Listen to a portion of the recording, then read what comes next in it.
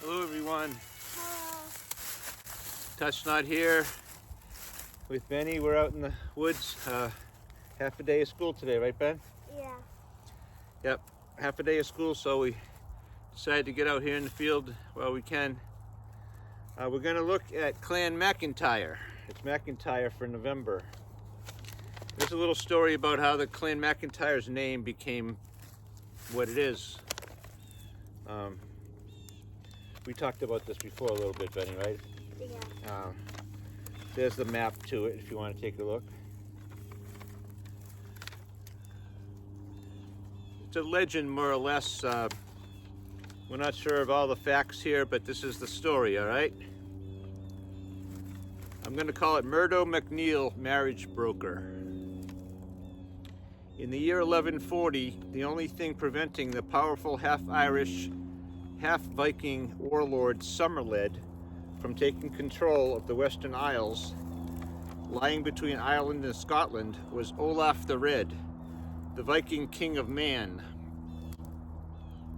So Somerled sent messages to Olaf, suggesting that he and Olaf's daughter Ragnhilda become married.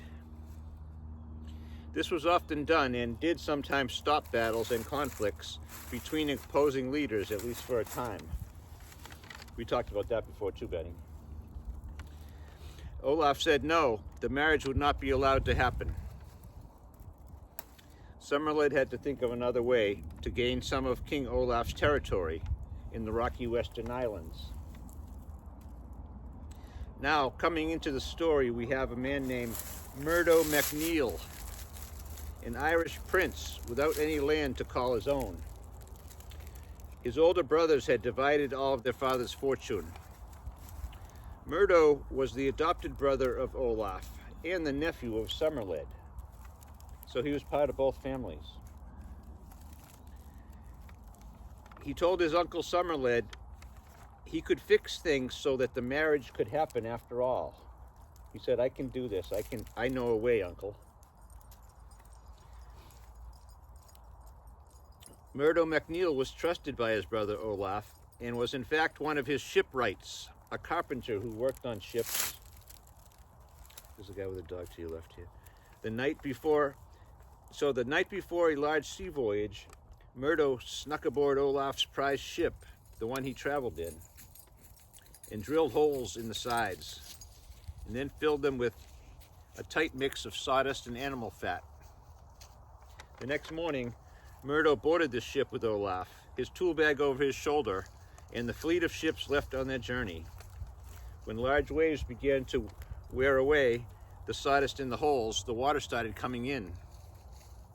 Olaf and his men panicked and began using pails to throw the water back over the side into the sea.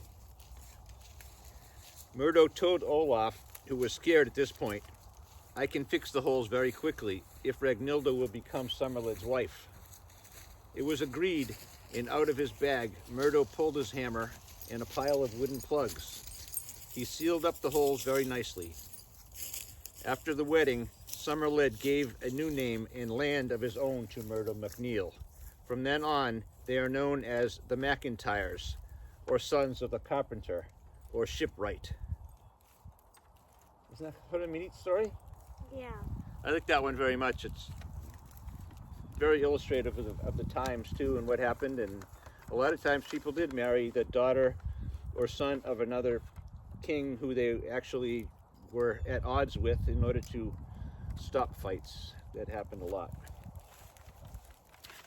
So that's the story of the MacIntyre's name. It came from a man named MacNeil, strangely enough. He already had a name, but he changed it to MacIntyre. All right, thanks for being with us, folks. Touch not. Touch not.